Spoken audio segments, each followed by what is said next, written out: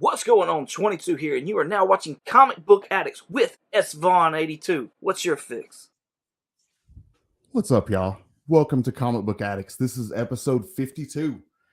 52 episodes. A little over a year now we've been doing this. It's been a blast. I've been having a blast doing this. But anyways, it's Monday, January 22nd. And Monday means the start to a new week. And I hope that so far your week is going well. Monday also means another evening full of comic book related live streams. And it all starts with Izzy at Izzyverse NYC every Monday at 6:30 p.m. Eastern Time. Izzy brings us his comic book weekly pull list, running through and going over the hot 10 list in comics for the week. He also does weekly giveaways for anybody that's into giveaways. If you guys like free stuff, be sure to check out Izzyverse NYC.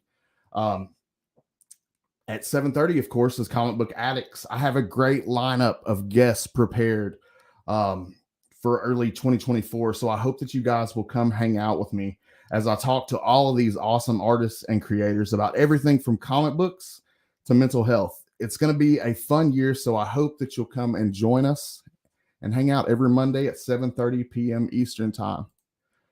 Let's see what we got in the chat. Before I go any further, I want to make sure I got everybody in the chat. Make sure I say what's up to everybody. We got Las Cruces first, as usual. He says, woohoo.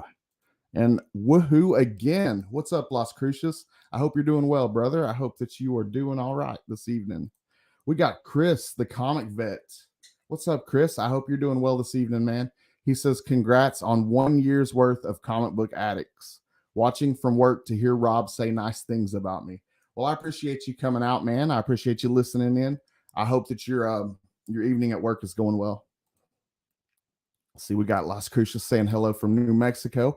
Brian, LCS, he says, is Rob bringing a Fat Stax with him? I don't know. We'll have to see. I think that he usually has some comics nearby, so we'll find out.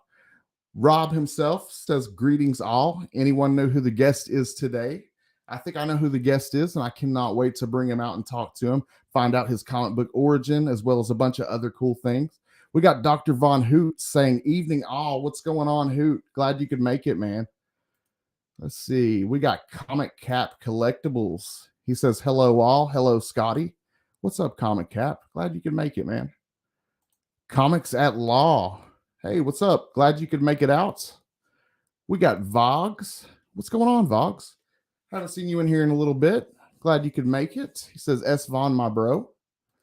We got Couchin' and Slouchin' with C. Bizzle. He says, hey, guys. What's going on, C. Bizzle?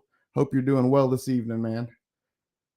Bobby De La Ghetto. We got Bobby in the house, y'all. What's up, Bobby? Glad you could make it out, bro.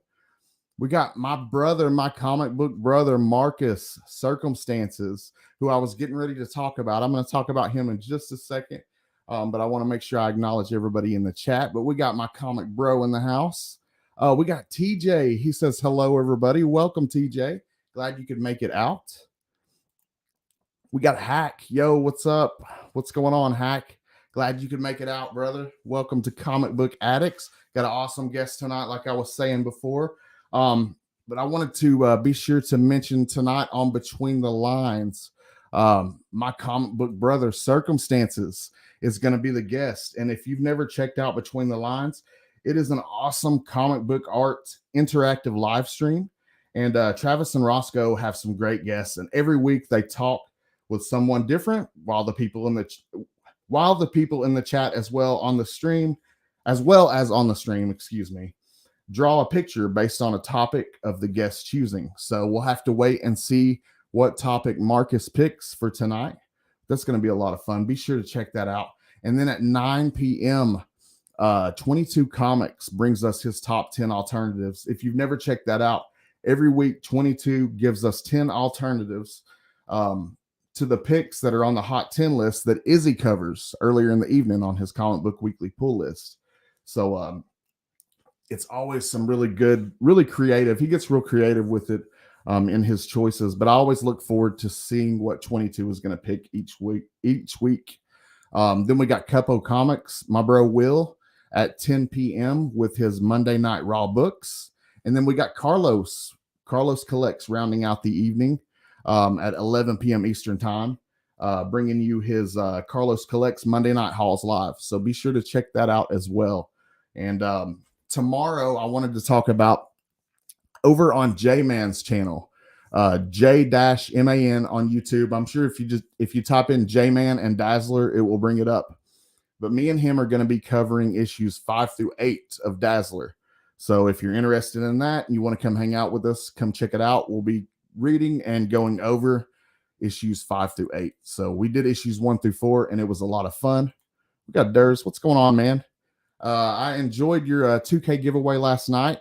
Durs did his 2K giveaway yesterday evening on his Sunday night session. It was a lot of fun. Congratulations on hitting 2K, Durs. But anyways, let's get the guest out here. We have an awesome guest tonight.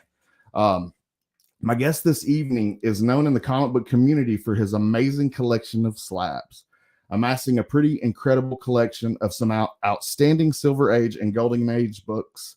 But what's even bigger than his collection is his heart. This man, with help from the community, helped raise over $52,000 going directly towards cancer research. He has a really great and informative YouTube channel where he does everything from unboxings to his popular live stream on Saturdays by the name of Only Slabs. Y'all help me welcome Rob's Fat Stax to the live stream. I thought you had a different guest for a second there. That description, man, I thought for sure I got the wrong day. I had to make sure I introduced you properly, man. Well, welcome to the new 52. Yes.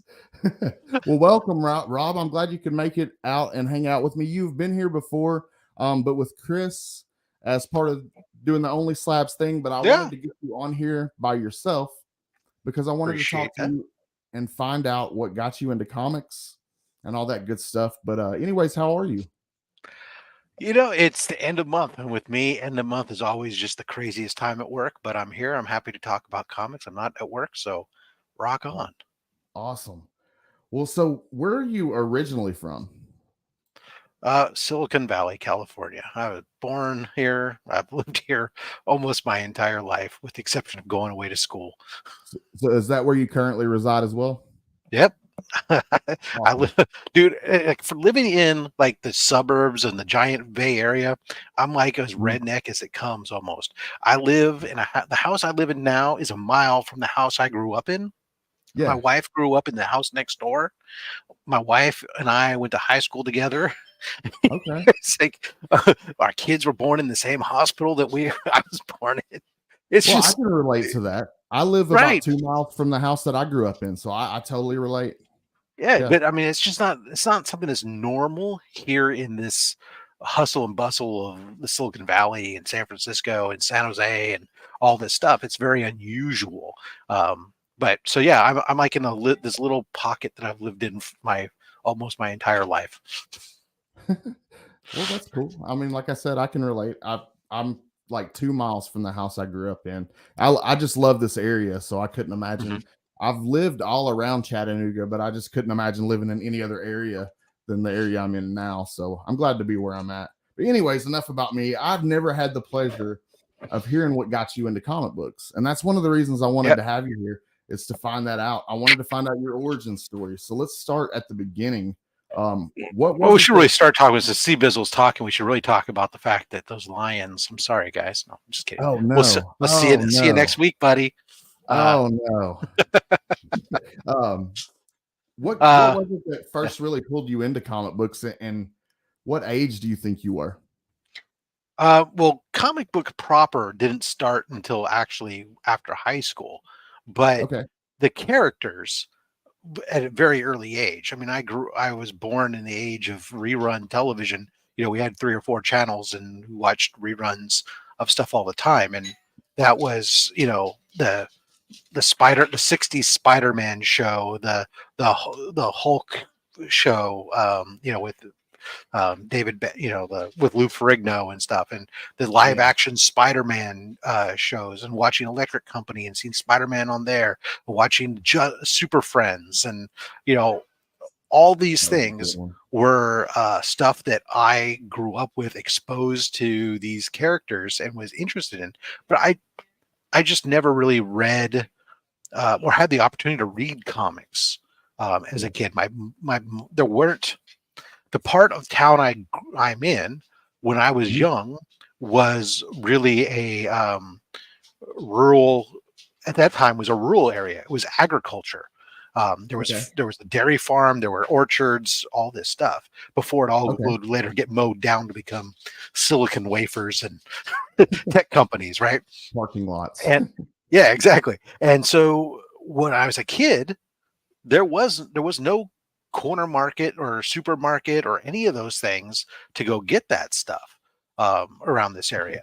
And so it wasn't until probably when I was in high school, I didn't, I had more access and opportunity, but I had other things I was interested in. And I was dead straight on doing certain things with my career path and everything else, and I was focused on that. And in senior year, or after I graduated from high school, my first year of college, I was at a private military college called Norwich University in Vermont. And so I was on an ROTC scholarship. I was going to go military. That was my plan. And the first couple months that you're there, you have no privileges. Right, you can't read anything, you can't listen to anything. It's just boom. And then, like around Thanksgiving, you get recognized. You become a full member of the Cadet Corps of Cadets, and all of a sudden you have freedoms and you can do things. And I went down to the PX, and one of the things I did want to spend some time, I wanted to do some reading. That wasn't just the handbook about the school, memorizing the school's history and stupid stuff. And I found there was this nice a couple spinner racks there full of comics. Sweet. I didn't know where to jump in, but there was this nice, beautiful, shiny, foily Spider-Man issue #1, Spider-Man 2099 issue 1. And nice. I picked that up off the newsstand along with like a Fantastic Four and something else. And that began, all through my college years, I was reading comic books. Started expanding into Wolverine and Spider-Man became my main two that I collected. Yep. And then eventually at some point the clone conspiracy happened, and then maximum clonage happened, and I said, this is just stupid. I'm done. I sold all my books. I stopped collecting books and I walked away. And that was that for many, many years. And then eventually, probably about 13 years ago now, my son was about 7, and he was ready to do some reading, or he was reading, but not reading a lot of stuff that he couldn't find stuff he was interested in reading. And so I said, well, let's go down to the comic book shop and see if you can't find something there. And the Star Wars books were just coming out. Marvel had just gotten Star Wars books. The Avengers had just kind of come out, the first one. And so he was like, oh yeah. So he starts buying some books for him, Miles Morales, Spider-Man, and Iron Man, and Star Wars, and Darth Vader. And while I'm doing it, I say, hey, let me go ahead and pick up. As long as I'm buying these for you, I'm going to read them too, because I'm paying for them. Right. And then next thing you know, it's like, oh, well, if you have a certain number of books on your pull list, you get a discount. Oh, all right. Well, I put a couple more books on there. And then next thing you know, it's like, the whole pull list is my books, and he's not even reading books anymore. And, then that's where we're at today. I never stopped at that point. 13 years goes by. You've amassed this amazing collection of for many years, it was just picking up current books. I wasn't doing anything older. But man, I think it's really cool that you were talking about Spider-Man 2099, because that is a book that I had picked up early on when I first started collecting. So that's one of the books that really means a lot to me. And later on, I was able to pick up the second print, and I love that book though. That's just a book that's near and dear to me. Yeah, I mean, people always know. I mean, a lot of people know. They think of me, and I love the 2099 universe, the original incarnation. I haven't been fond of it for a while. It hasn't been all that great. But that was like my. And some people go, well, how did you get into that? I mean, why are you so into Spider-Man into 2099? It's like that happened to be like when I came out into comics. Those were the number ones that were hitting the stand. and they were character names that I was somewhat familiar with, but it was a great jumping on point for me to be able to hop on to new stories, not have to be concerned about the back history. It's the same reason that, I have a great affinity for the New 52 in DC, because that's when I hadn't read any DC before then. And then when DC finally, when the New 52 came, I said, you know what, here's a good opportunity. Yeah, just like they were marketing it. It's a great opportunity to hop on. So, you know what? That sounds good. Let me start reading some books. And I did, and, glad to see that some of the New 52 is not as maligned today as it was when it first launched, now that people have been a chance to calm their nerd rage down a bit. What are some of your interests when it comes to collecting? Yeah, because I mean, different collectors collect differently. But what's your thing? What are you collecting currently? Currently, yeah, I mean, because definitely the collection has everybody goes through an evolution with your collection, right? Definitely. And everything originally was just moderns, and then for a while there was the modern variants, and then now it's like, okay, well, let me start actually expanding my collection and getting the stuff that I really want, right? And the first bits of that was going after one of my childhood love affairs, which was science fiction. I grew up, Star Wars was ever present. It was such a dominant period of my life. That was the first movie I recall going to see, was go see Star Wars at the drive-in theater. My birthday parties were at Star Wars as like Empire Strikes Back was being released and stuff. It was like, I remember having a party with a bunch of friends for that, and all these different things. And anytime there was a roll from a wrapping paper, that was a lightsaber. And just, I mean, the only action figures I had were Star Wars action figures as a kid. So sci-fi was big. And then, of course, then when Star Wars hit so big, then there was this resurgence of stuff with like the Flash Gordon movie and Buck Rogers on TV and Battlestar Galactica and all these shows that were coming out that really just caused me to get fascinated by that whole thing. So, so now a lot of things that people know is I'll pick up a lot of like these atomic age sci-fi stuff, and I love watching like the old serials too. So I'll get like the Buck Rogers, Flash Gordons. I mean, this is like this issue of Flash Gordon here. So this is 4-color 173. This is actually for the first time, and they even post it right there, even though CGC doesn't recognize it on their label.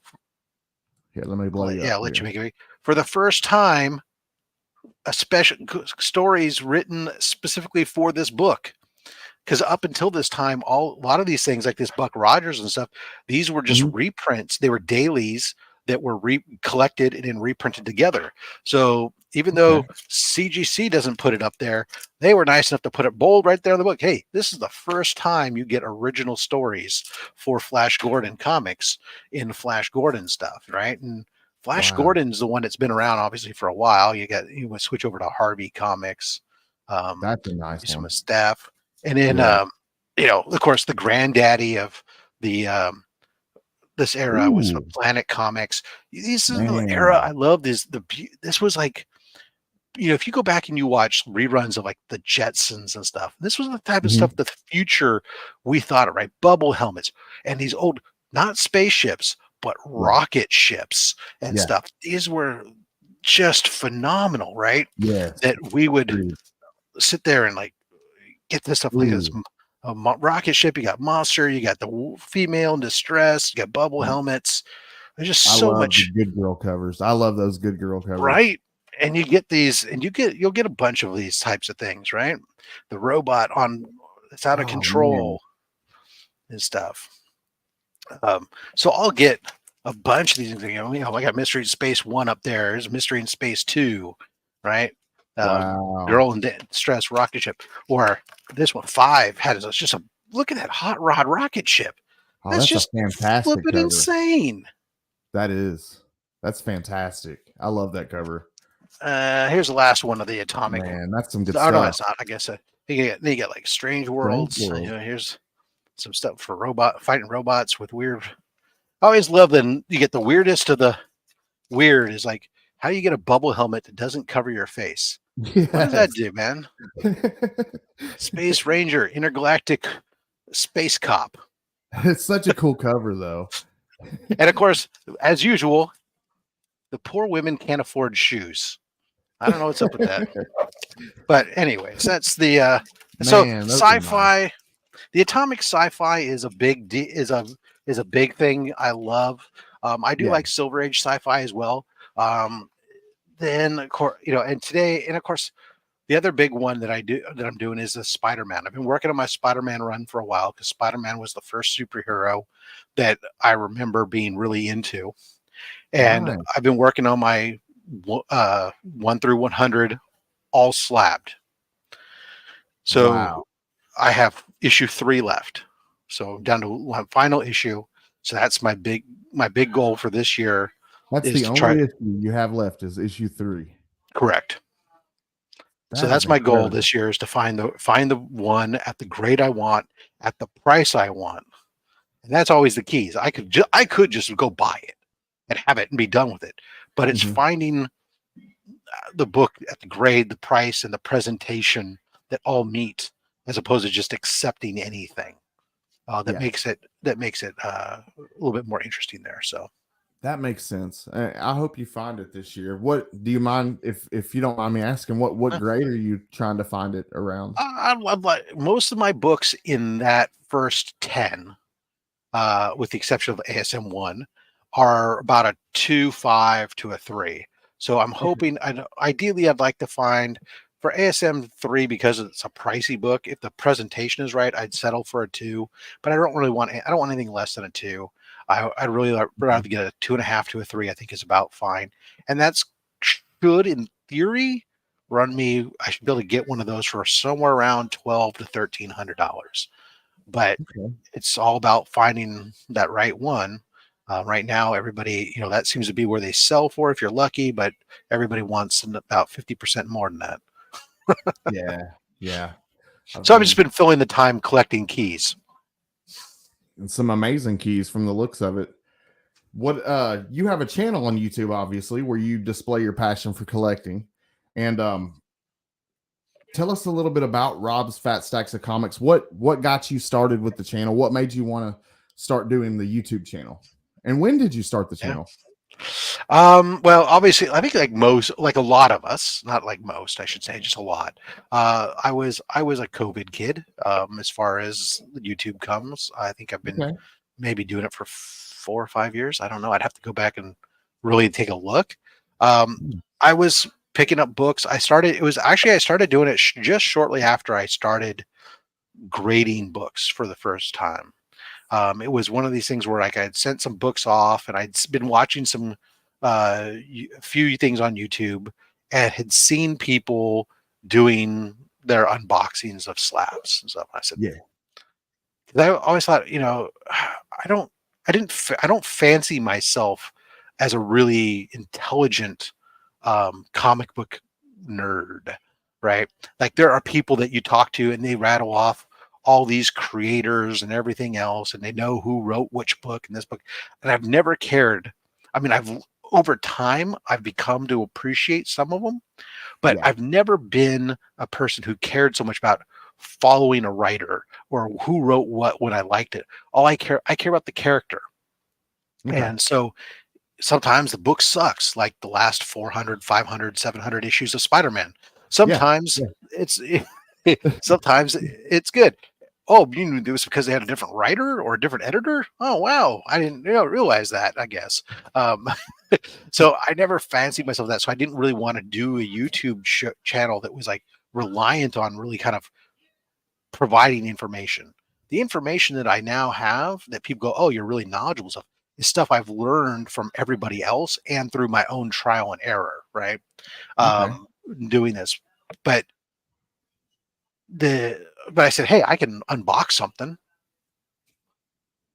Let me try it. What the hell?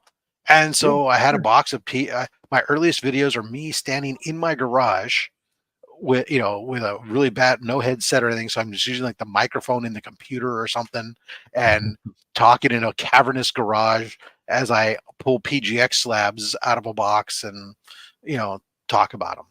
And, and at that, I didn't even have a good, the only way, because I'm like not invested in any equipment, it was like using my virtual meeting software to go into a meeting with myself and record the meeting and then download that meeting to upload to YouTube.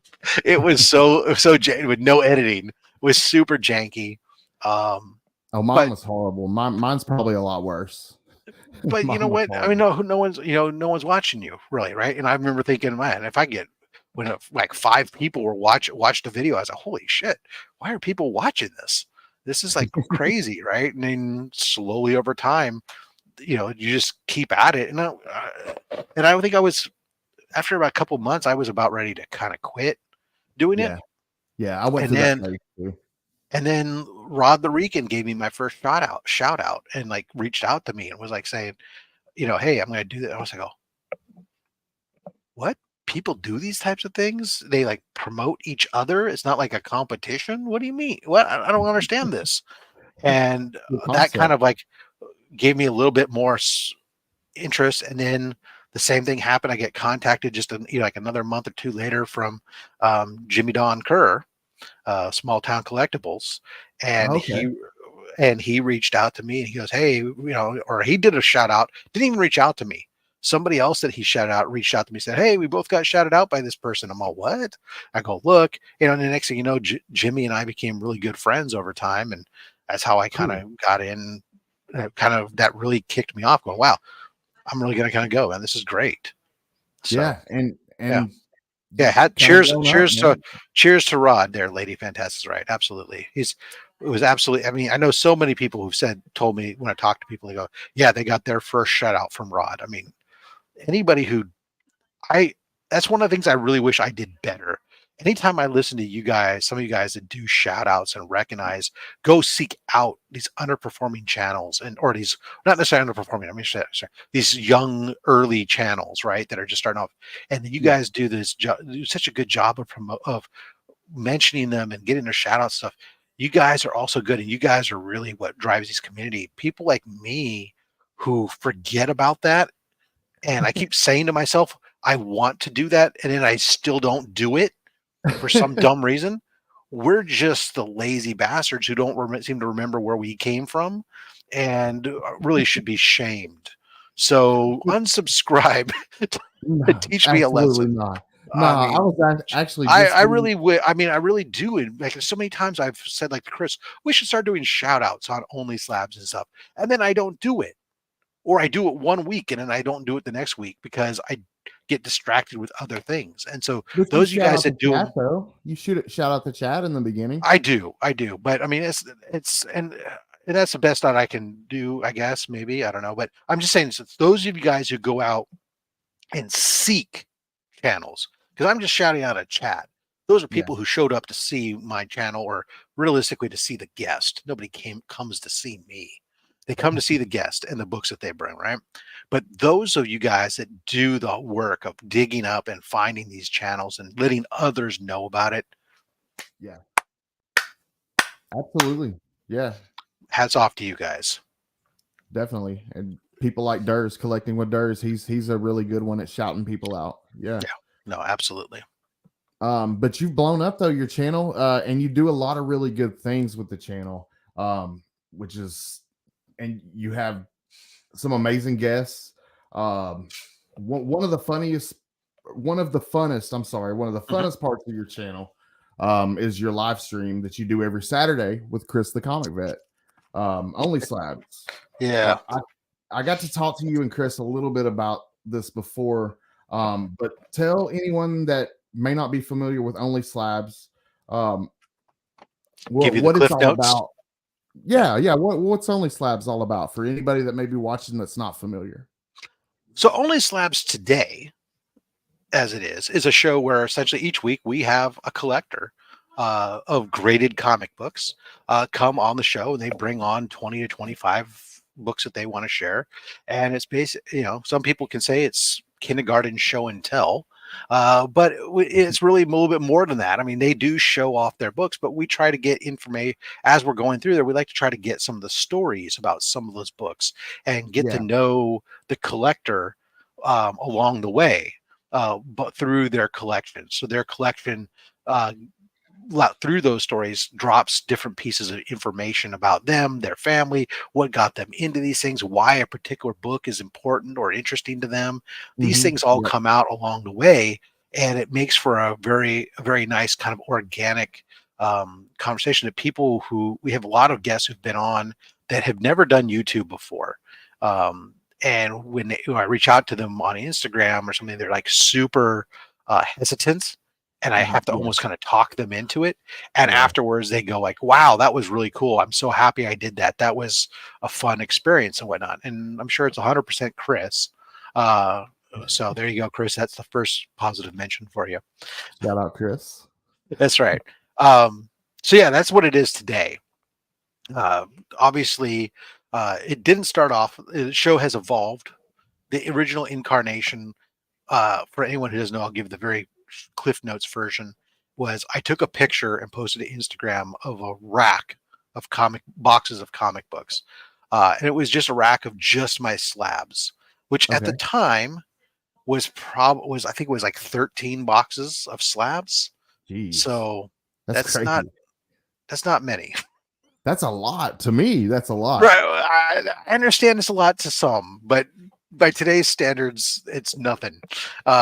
So 13 boxes of slabs. And I was like, somebody's like, oh, you know what? Somebody made a comment, and I wish I should go back and find it to see who really came up, pushed me down this path. But somebody said, well, you should like do an episode where you kind of go through those and show what you've got. And I said, okay. So that's at least 13 weeks of content. If I did one box a week, sure, why not? But I didn't want to be one person just showing off my books by myself. That seemed like boring to me. So I reached out to Slotted Up 503, who I had been doing a different show at the time with. We were doing a show called Sidekicks Talk Comics. And I asked him, I said, hey, I got this idea. I want to do this thing. Would you like to come on with me? Well, I show these off and we'll talk about the books. And he said, I'm busy, but I tell you what, there's this guy, Chris the Comic Vet, that I've done some stuff with, and I think that he would be great for this. Let me introduce you guys. So he facilitated an introduction, and a beautiful baby was born. So we did my week, 13 weeks, and then afterwards we pulled out his books and he did his, and then after that we said, let's just keep this thing running. Let's start inviting our friends, and that's where we're at today. We started going, get more and more people on. So how long do you think it's been going now, if you had to guess? Well, I know that this week will be episode 131. 131. Jeez. So a good that doesn't count specials. So we've had a couple of specials in there too. So there's probably like 135 episodes, maybe, because I think there's maybe only 4 episodes that are special episodes that aren't counted in the numbering. But very cool. Very cool. That's awesome. Yeah, so and we maybe only take like 4 weeks off a year for vacation and stuff. Well, yeah, Christmas week we usually don't do a show. We have a pre-recorded show usually of some sort. Like this year we had our top 10 pickups of the year special that we did. Yeah, that was cool. I saw that. Yeah, and then we've done some other stuff, and then there's usually like this year in May, the first weekend in May, I won't be doing a show because my son's graduating from university, so I'll be at his graduation. And in the past, I've been at a barbecue competition, so I might not do one there.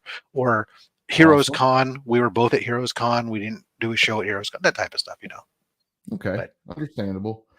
Well, what's it like having Chris as your partner for the stream? Oh, fucking Canadians are the worst, man. No, Chris is phenomenal. Sometimes I feel like he at times carries the show, because there are certain times where I don't, as hard as it is to believe, because I talk a lot, There's times like I feel like I'm not talking or responding enough because I'm focused on other things that are going on. Yeah, so much And going on. right.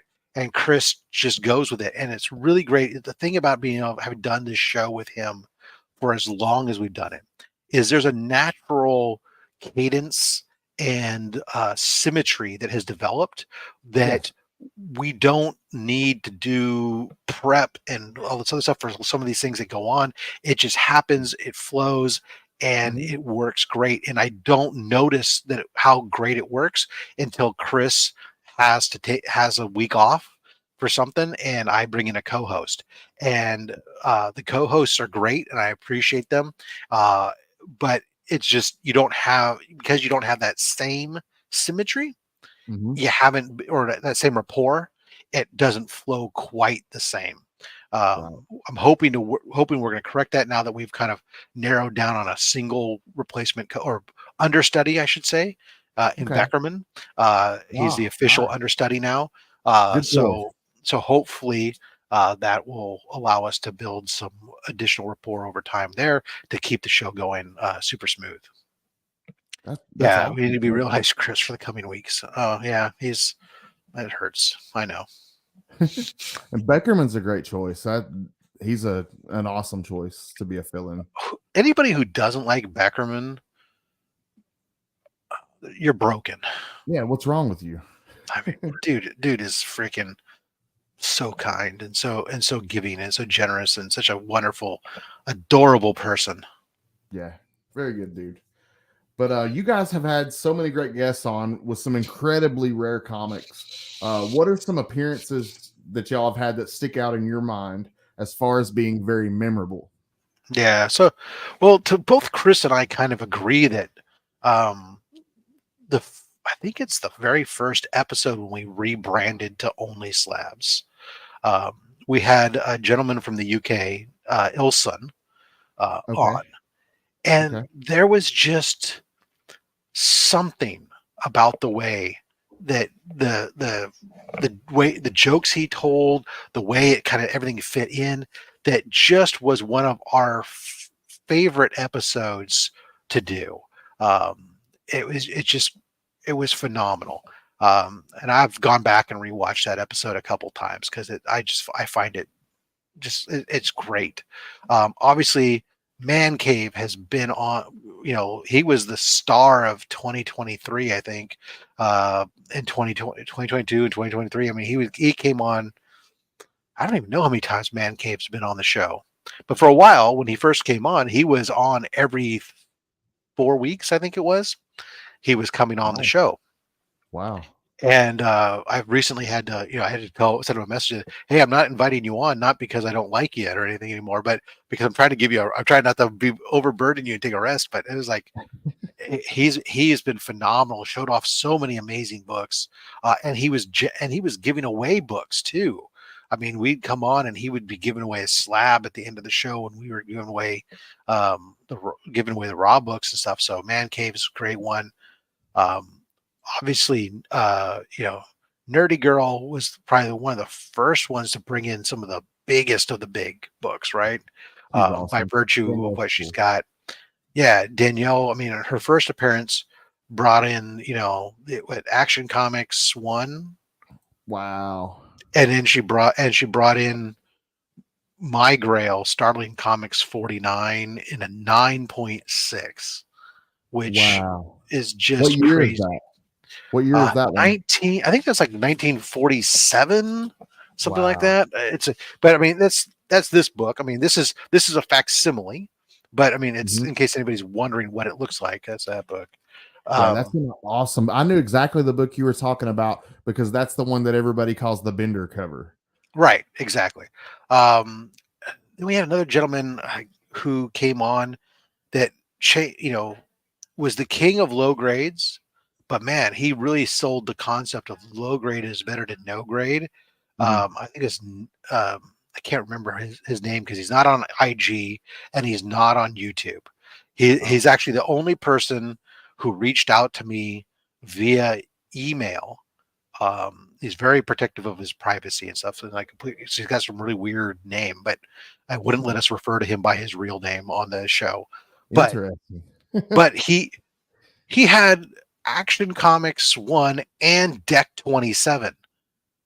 Holy shit. I mean, and then he had like 3 copies of Batman 1.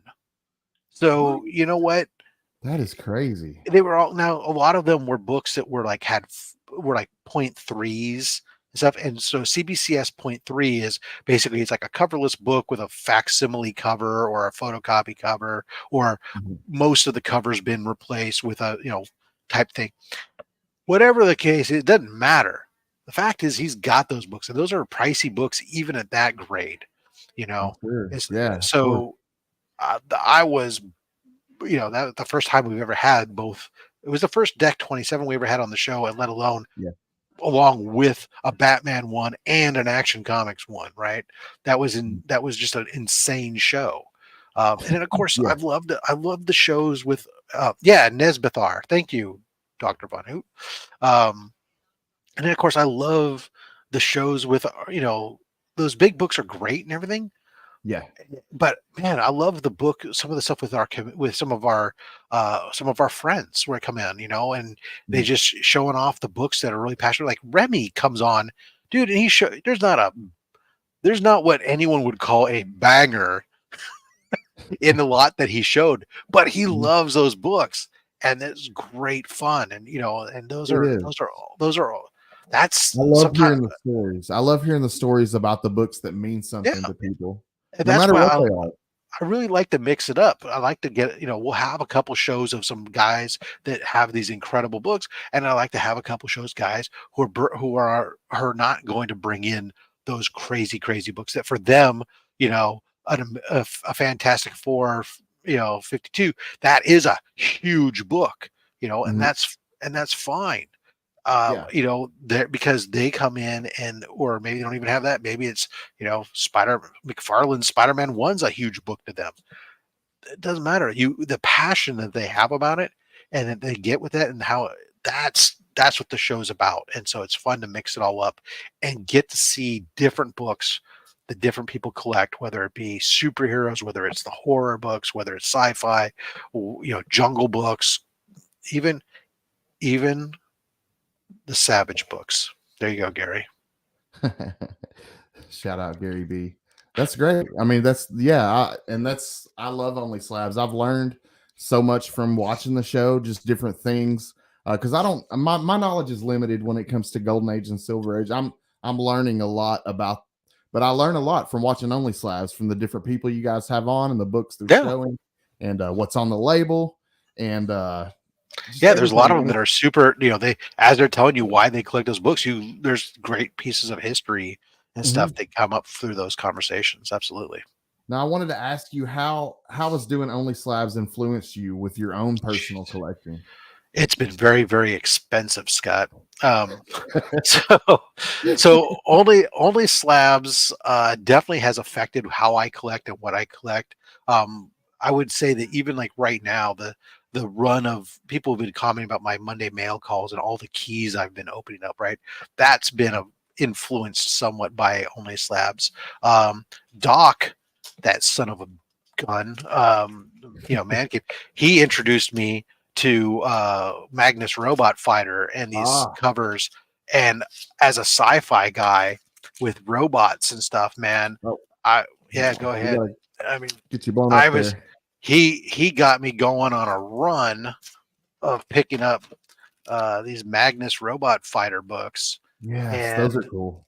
I like those. Yeah, and what's really kind of cool about a lot of these is like you take this one and then you flip it over, and the backside's like the Virgin variant. It's like the pinup on the backsides of some of these things, right? And and you get these just these incredible covers and stuff that are really fun. This one is one of my favorite.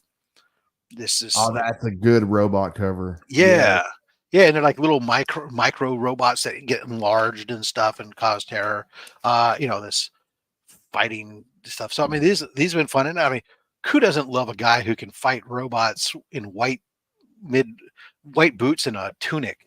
Kilt, right?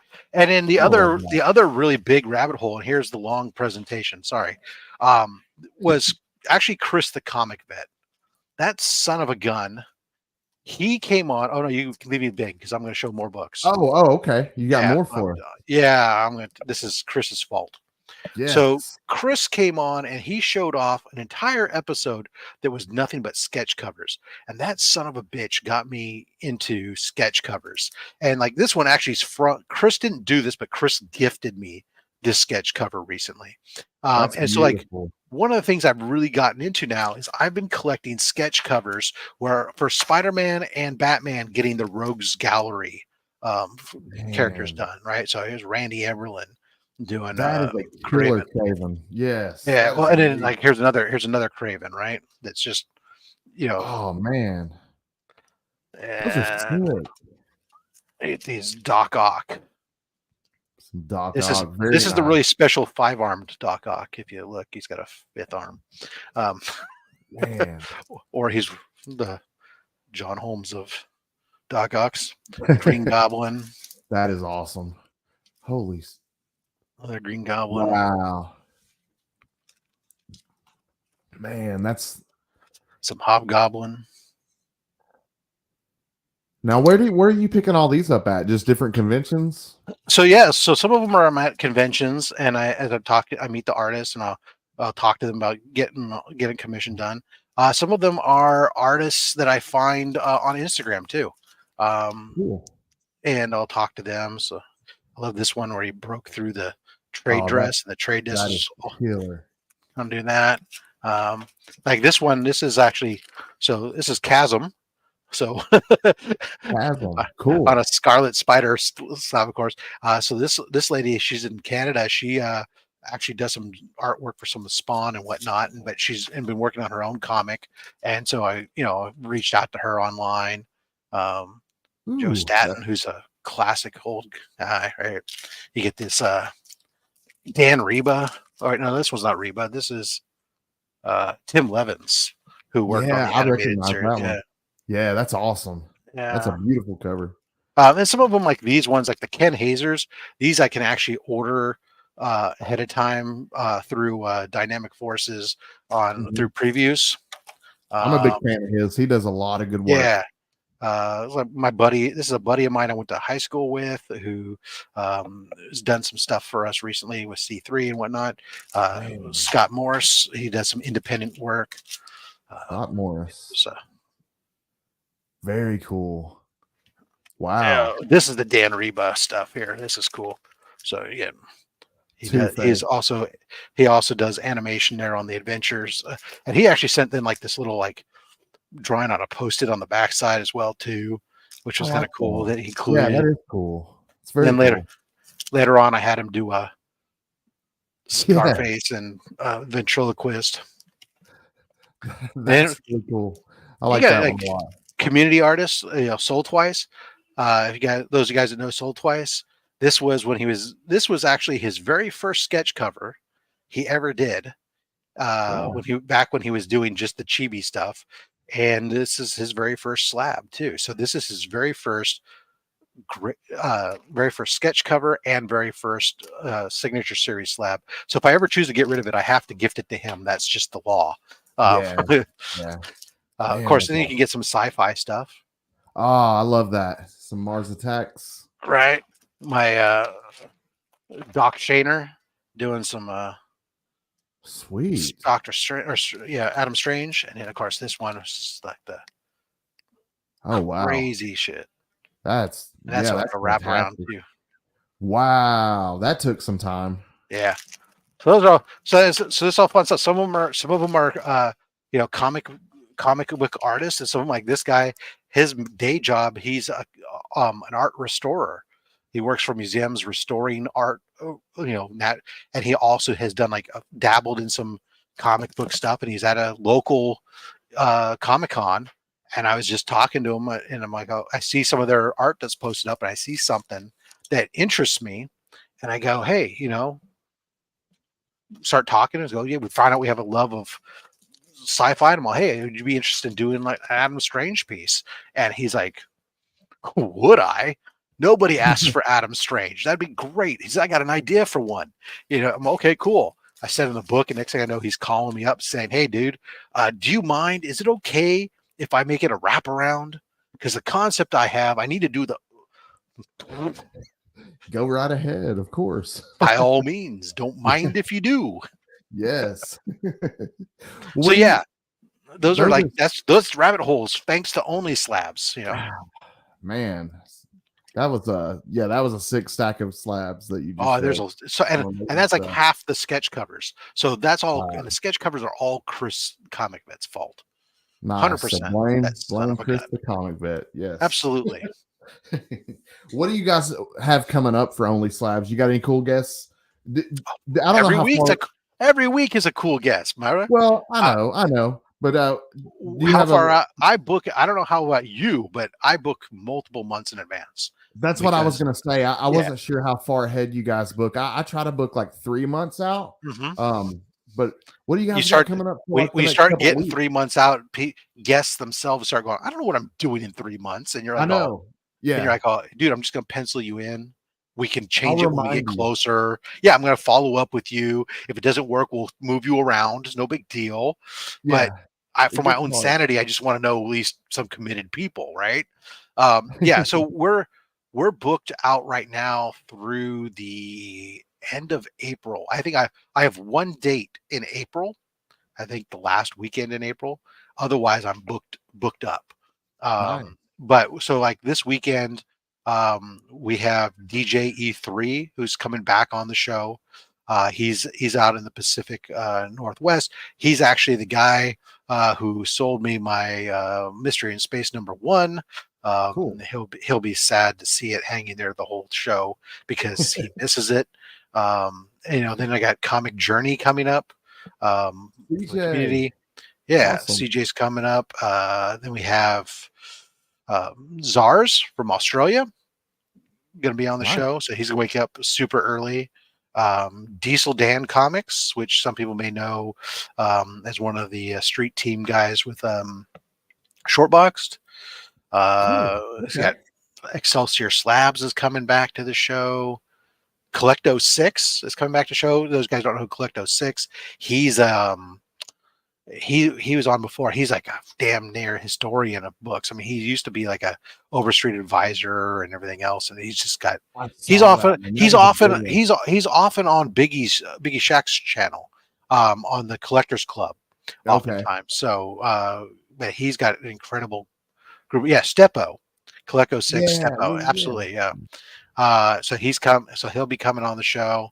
I know it goes on. I've started I found some people that some of us may not have seen before, which would be really cool if you're really only in either IG or YouTube. I got some people coming up on the schedule that are not on IG or YouTube, but they're from Facebook, very specific Facebook groups that I've reached out in and got some people that are interested in coming and sharing their collections, their first times on YouTube stuff. So it's cool. This will be awesome. Awesome. I look forward to seeing what guests you have coming up. And as far as I did want to talk about C3, of course, while you're here. I kind of wanted to refresh people's minds to C3 and the fact that it's coming up again this year. And it absolutely is. Yeah. What do you have anything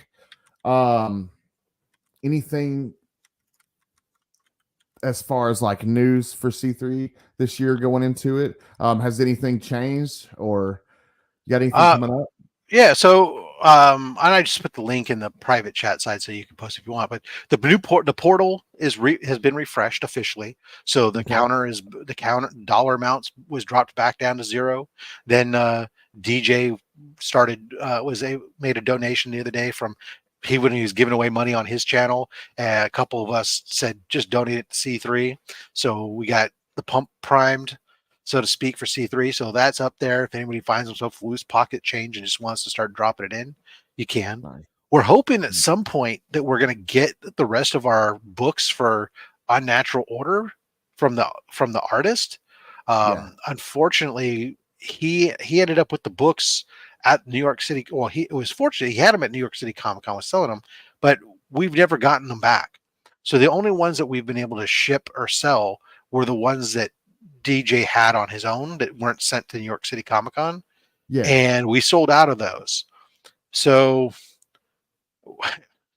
unfortunately, we hope to eventually get those books back so we can sell them. Although we know that we're not going to be able to sell them for what we were selling them for initially, because it's a book that's going to, by the time we get it, it could be half a year old or a year old. So it'll probably be like $5, whatever we can get for it to, move it down the road. We have things that we're talking about for this year. Obviously, unlike past years, we've started planning really far. Basically, we took 3 weeks off and then started planning for this year. So while the main event is still going to be in October, it's going to be October. I think it's 18th, 19th, and 20th is the main event that we're going to have. But there'll be other stuff that's going to happen earlier. For example, the only piece of there's certain things are in works I can't talk about. The only thing that I can reveal that is simply that we will have a booth at Heroes Con. So if you're going to Heroes Con, come by and see us and see what we've got going on. We will be at Heroes Con. And talking about, if nothing else, just talking about and promoting C3 and giving us a chance to kind of talk to some of the artists and whatnot to try to get them involved and everything else. So that'll be going on. That's a fantastic idea. I love that. Yeah. What can people do to help? What can people that are watching do to contribute? Yeah, really. I mean, there's two things. One is at this point in time is like, if you want to make a donation now, by all means, go ahead. The portal's open, accepting donations. Otherwise, just, you guys know that we'll go do that. We're going to do a push looking for donated items. Just start if you upgrade a book and you think, hey, you know what? Maybe I'd like to donate this book this year instead of trying to resell this one that I upgraded or something. Set it aside. Yeah. Hold on to it. Yeah. If you don't, and if you're really afraid to hold on to it, reach out to me and we'll arrange to get it to me and I'll store it until then. But I mean, that's the kind of thing that kind of really has helped, is to kind of think ahead of throughout the year. If there's any books that you come across and you just find you buy a collection and there's a couple extra, you made your money back on the collection and there's 1 or 2 books in there that you'd be willing to donate to us, think of that type of stuff, or like I said, upgrades or whatever. Right. Okay. I mean, that's what this year that really helped us a lot. We just had some really, in addition to the artwork, we had some really, really incredible books that were donated. I mean, I think that yes, Batman Adventures 12 ended up grading out like a 9.6 or something. So I mean, it was phenomenal. Some of those things, the Planet Comics book, so many great books. The one thing,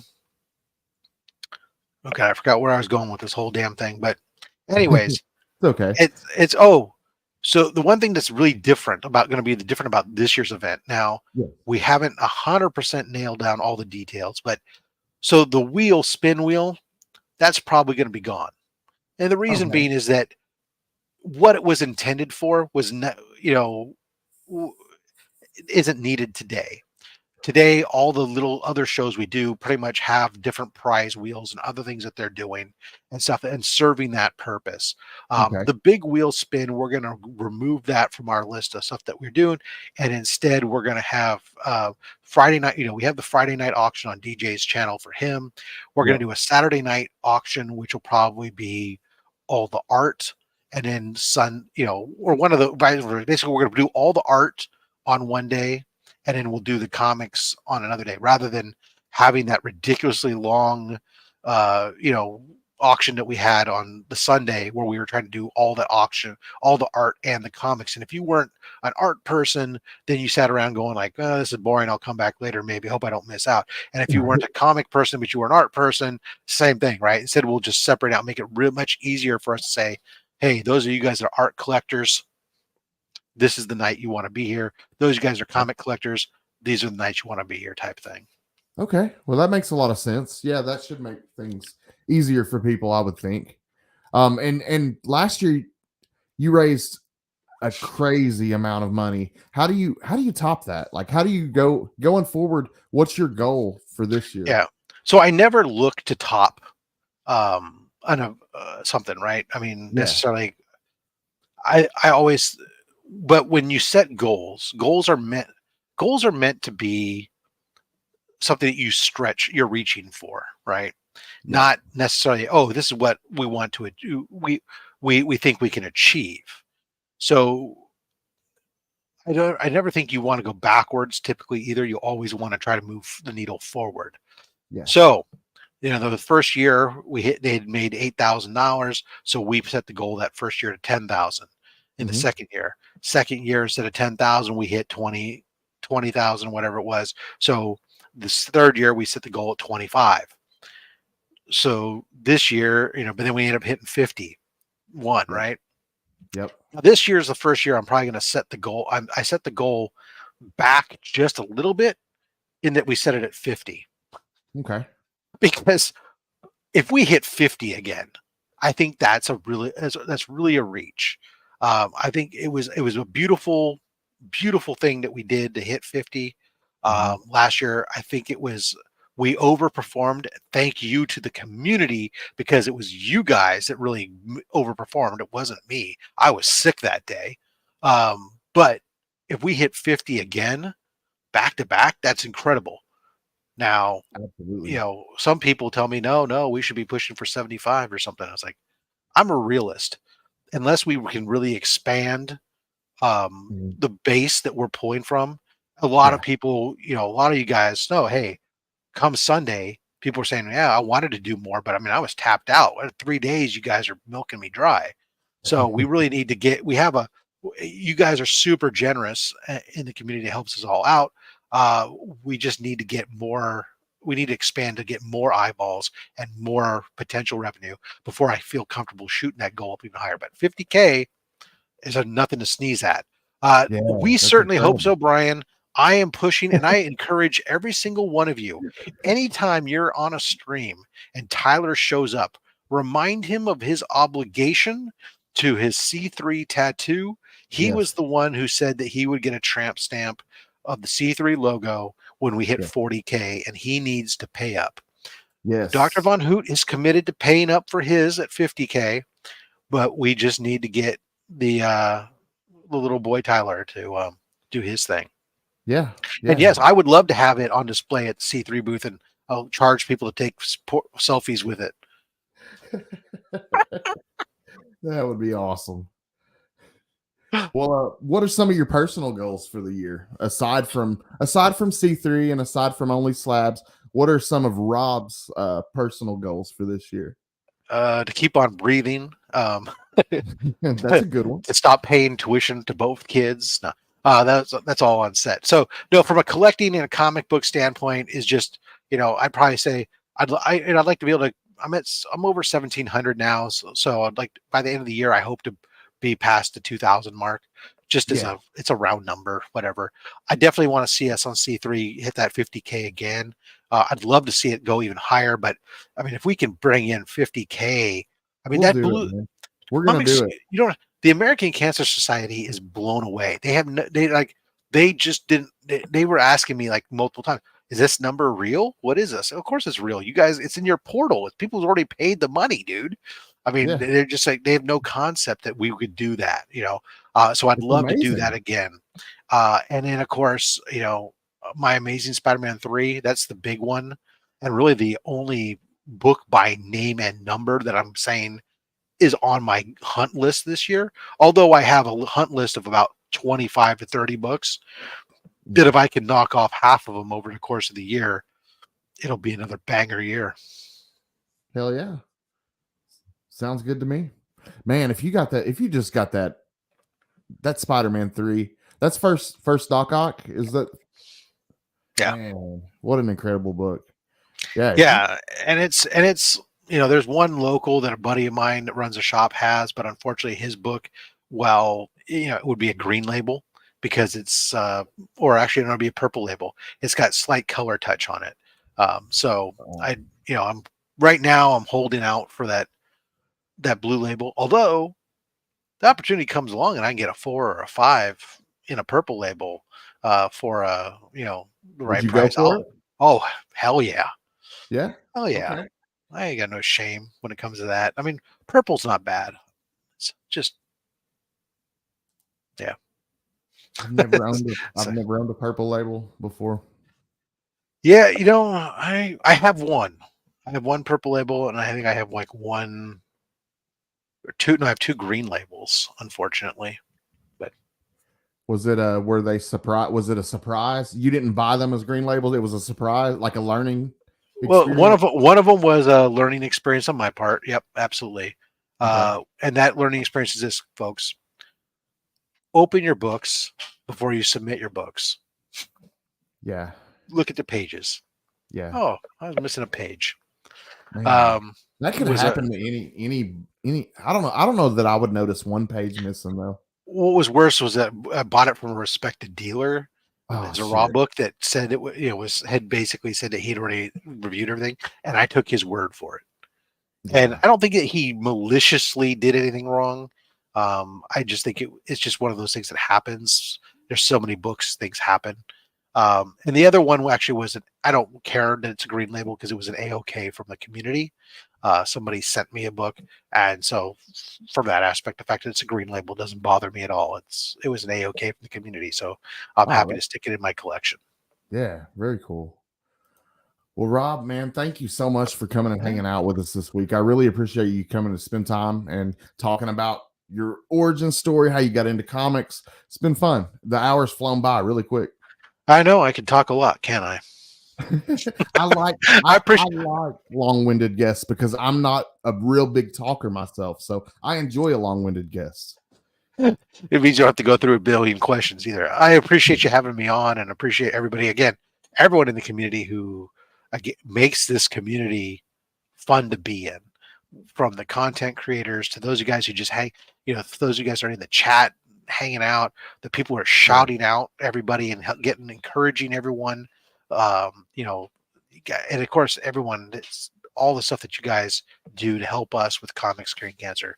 It's not comics curing cancer is not me, right?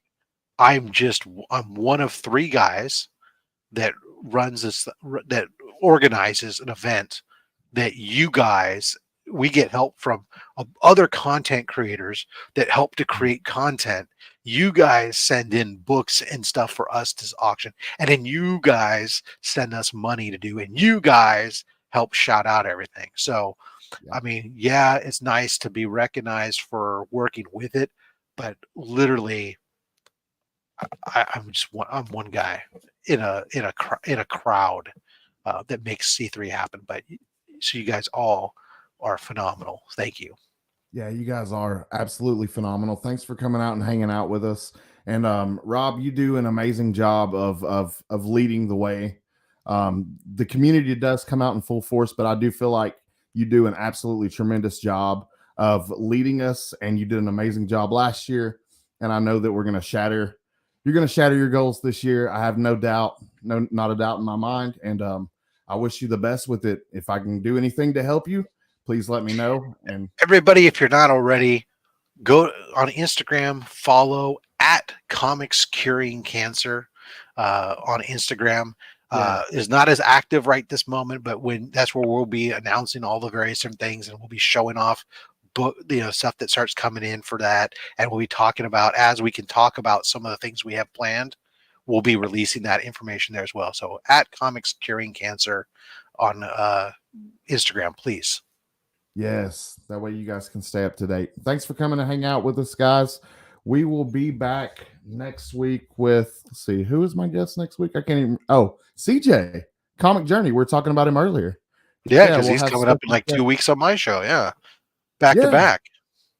So you can find out. So come here first and learn about his origin story and stuff, and then come see whatever it is he's going to show on my channel.